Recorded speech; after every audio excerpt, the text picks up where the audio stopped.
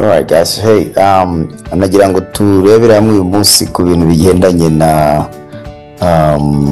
na virtual scooters. Virtual scooters, ubundi nge ntago nkunda gukora commentaire kuri company nakorana nazo kuko nta byinshi mba nziziho, ariko kubera ko hari abantu bagera muri bane bagerageje kumbwira kundepita muri LSSC company, ubwo byabaye ngombwa yuko donc ngirana ibiganiro nabo, ubundi ngenda mbaza ibibazo ndavuga okay, ngira ndushaho kugira amatsiko, ndavuga okay, noneho umunsi umwe reka nze mu by'ukuri nzagira icyo bitangazaho, ariko nifashishije mu by'ukuri note commentaire n'ibiri gutuma na observation yanjye personnel mu by'ukuri nuko iyi company ntabwo ingera ku mutima, ariko kubitangira ku mutima ntabwo bivuze ko abayikorera itabagera ku mutima. Donc buri wese aba afite icyo ashaka, ariko ku bantu bayikorera, abantu bakorana nayo, good luck. So ikintu cyabanje kumpangayikisha kuri ino company nuko umenya ahantu iri. Barabangira ahantu hose muri Amerika, ariko ntabwo njye mabona. Tugomba gutandukanya scooter zo kugenderaho mu mujyi na scooter ziri virtual, okay? Iyo umaze kubitandukanya byombi, bizajya bigufasha gufata information zigize zimbitse, sibyo? So giyewe ngerageza kugira ngo mbashe guhuza realite n'ibyo abantu bambwira. Observation ya mbere nabonye, of course twese tuza hano muri Amerika dushaka gukira, dushaka amafaranga, ariko ntabwo ndabasha kugera, maybe no mu traditionnel, ntabwo ndabasha kugera kuri iriya idea y'uburyo umuntu agomba gukira ku buryo bworoshye. Iki kintu ntabwo genda ikindi kirangiramo, ni gute umuntu akira ku buryo bworoshye. So ntabwo mfite inshingano zo gufasha abantu muri investment ku buryo ntafite preuve, ibimenyetso bibakinga ibitekerezo byanjye, sinshobora kugira umuntu mbasha gufasha umwanzuro. Nanjye rero mbibona buryo, ndi umukiriya wa company runaka, utampaye amakuru amfasha gufata umwanzuro, then ntabwo nakubera umukiriya, sibyo? Ni nkuko wambwira uti reka njye gukwigisha imodoka ariko ugatwara utitira, nkabona neza rwose kutabizi. Abantu benshi mu banyigishaga, uretse kumbwira ngo nimfate ngo ninjyemo nta kindi gisobanuro banze. So byatumye rero nyarukira ahangaha nza kureba icyo abantu babitekerezaho, icyo abantu babivugaho. Ntabwo mvuze ko ibyo abantu babitekerezaho bandi batariye, ntabwo mvuze yuko bituma bari bo banyakuri. Oya, icyo gihe nshaka kuvuga ni ese abandi babigiyemo, abandi babirimo, abandi batabijyamo, abandi babijyamo babivugaho iki? So ikintu cya mbere nabonye igihangayikije nuko iyi company itagetinga abayimigranti, ariko kandi koko hari ibintu byinshi ushobora guhuza nabyo iyo bije ku bantu b'abayimigranti, abantu babimukira, ukajya ku bintu by'amahirwe. Ubundi abantu bose batagetinga umuntu ufite inyota yo gukira ariko adafite uburyo bwo gukira, cyangwa se akareba umuntu wese iyo abona hari uburyo, abona amikoro yadahagije kugira mugeze ku ndoto ze, usanga ashobora gufata risk za mikoro yari afite kugira ngo ashakishe ya mikoro yifuza. Njya mbivugana n'inshuti nkababwira nti murebe abantu bajya muri Las Vegas. Hari abajya muri Las Vegas kubera gutembera, kubera ibiruhuko, ariko hari n'abagiye kugamboringa bamaze gutwarwa neza, byararangiye. Business zo muri Las Vegas hari ibintu bitatu bikomeye. Ndagaruka kuri icyo kintu cya scooter mu nyangane. Kujya muri Las Vegas biri cheap, birahendutse cyane. Itike z'indege zijyayo rwose zirahendutse, amahoteli yaho arahendutse, abari 5 stars afite ibintu byose, transport yaho irahendutse, ariko baba bazi ko niba bo barabeba n'indaya zaho ziri legal, donc zemewe n'amategeko, indaya itanga taxe byose, ariko baba bavuga bati umuntu uri bugere muri kugira ngo Las Vegas ikorere amafaranga menshi tugomba gushaka abantu bahaza ari benshi. So uko koroshya uburyo bwo kujya muri Las Vegas bituma abo bantu bafite desire zo kujya muri Las Vegas bafoldinga kujya muri Las Vegas, ariko basohoka muri Las Vegas basubiye muhira. Statistics zikagaragaza yuko abantu benshi baba bayijyanye amafaranga muri Las Vegas batayatahana. Abo ni bande? N'abantu bari average baziko bagiye kugamboringa kugira ngo natanga ijana abone 300. Ikindi nibagiwe, umuziki wari ubuntu mu mahoteli benshi, ibinyobwa bari make cyane nk'ubusa n'ibyo kurya. Kubera iki? Amafaranga yabo bayakorera ku mafaranga yawo gamboringa muri biriya bimashini. Simvuze ko abantu bagiye badatsinda, barahari koko. Hari ujyana 500, 500, aho inshuti zanjye twajyanye rwose yagiyanye 700 azana 500 yashyizeho na byeri z'ubuntu. It was a celebration, ariko yahise avuga ati nta yandi nshyiramo. Urumva? Ariko noneho statistic nanuza na mentality y'abantu bavuga ati mu bantu miliyoni bagera hano amenshi nayo turi burye amakiya nayo busubireyo. So iyo rero ni risk give or take. Turebe ku bantu bajya kuri gas station kuri Kroger kugura udutike twa loteri ku $1. Umuntu ufite miliyoni y'amadolari ashobora kujya muri zino tike za state yose akazirangura akaziscratchinga kugira ngo abone miliyoni 800. Ariko se kuki batabikora? Kuki bano bacuruza gas station abanya Ethiopia, abanyahehe, ntago mbizi, abahinde, muzi uburyo bakunda amafaranga. Kuki bagurisha tike kuri buri tike ya loteri?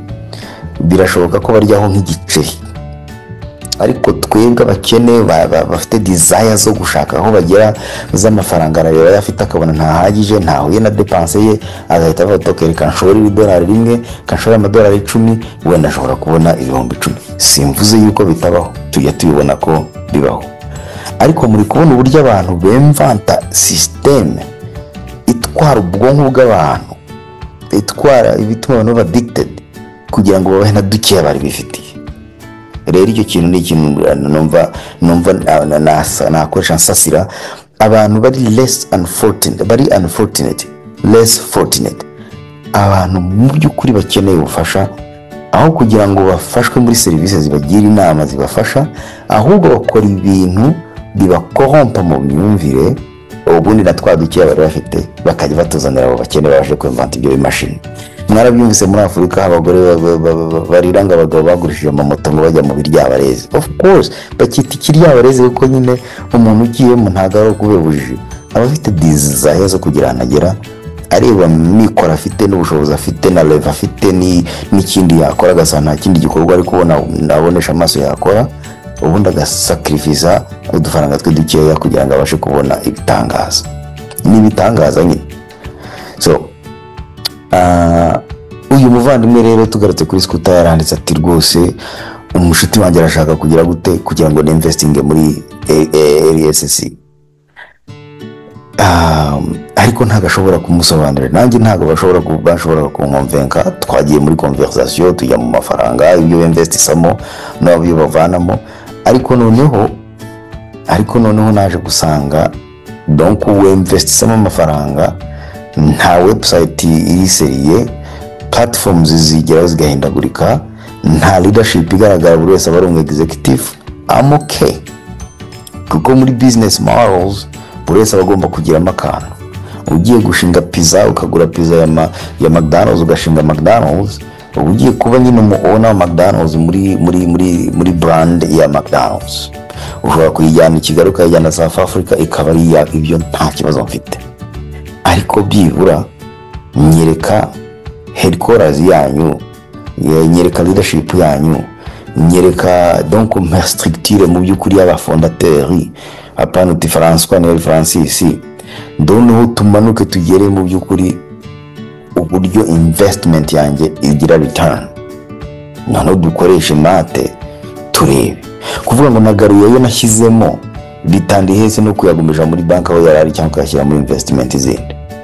Okay, so ikindi rero umwambere hano arambwira ati ari kuvuga ati barandokrise nanjye urumva ati barayasobanura bamaze gusobanura nsanga ni ikintu kiri aho ngaho ntashobora mu by'ukuri ati uretse kurokirita abantu n'aya mafaranga nawe wagombaga gushyiramo urayabura ngayo nguko. Ikindi baravuga bati nyabona uyu n'undi muvandimwe ati nyabona iyi company muyihungire kure ati uzaruzinga amafaranga ushyiramo overtime kurusha yo uzaruzinga amafaranga arayishyiramo ndetse n'ayizunguka ati kandi bitagetinga imigara. Imwe nakubwira kuko nta muntu n'umwe w'umunyamerika kino kintu urakimbwira nabaye imigara gusa. Reka tuvuge ko abamigara babaye very bright kuko sinabasuzugura simbasuzuguye singize gute, ariko umwe mu bantu bayibimbwiye narambwiye noneho kuko maze gukorera 600 genda mu financial advisor reka twinvest ayo mafaranga tuyeshyire muri diversification ayikore ngo reka da ati uri aterega ati nuko nakubwira ati ariko nyasubizamo ati kuko mba nyatahundi akavuga ngo arakennye. So ntabwo rero ushobora gukurikira umuntu ufite mentalite akubwira ngo arashaka kukrokirita ariko kukubwira ko akennye kandi ashaka kuzanira success. Wenda bivuze akavuga ati nibwo ngitangira ndi kubona dream ndi kubona ibyo nifuza ndagira ngo tujyane birumvikana, ariko iyo kandi ati ndo muri maze kugera kuri iyi level mporera amafaranga amadolari 600 ariko nabwira none reka twinvestingira abana bawe teka datibura nta kiba kigenda, then business model yabo ntago mu by'ukuri yajya mu matwi yawe. Umuvandimwe ati giye ndi muri Canada ati nkorana rino company maze amezi 5 bamaze kwishyura amadolari 125 ati buri munsi arumva nandi madolari 150 mu kwezi ati rero ntago ari scam ahubwo ni it's very easy job. Ntabwo ngiye gutanga ubuhamya hano nanone bw'umuvandimwe twahuye anyereka ibintu nk'ibyo ba click ashobora no kuzabona no video ariko ntabwo ndi bumuvuge mu izina. Now it's the same thing mfite ingero ebyiri. Umuvandimwe wa mbere yabanje gucuruza ibyo by'imiriro y'amashanyarazi ati nkorera amadolari 60 ko nkanzaho ari hehe.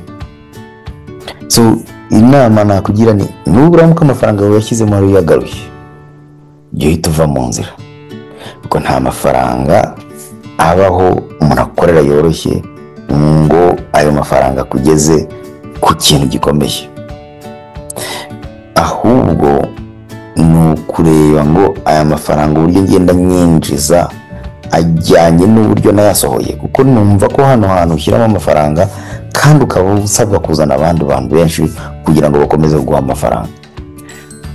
Ntago ubundi recruitment ya company yagombye kuzana kuguhesha amafaranga, ahubwo investment ukora nawe amafaranga baguhereza muri bonus baguhereje amafaranga abandi binjiye mu batanze.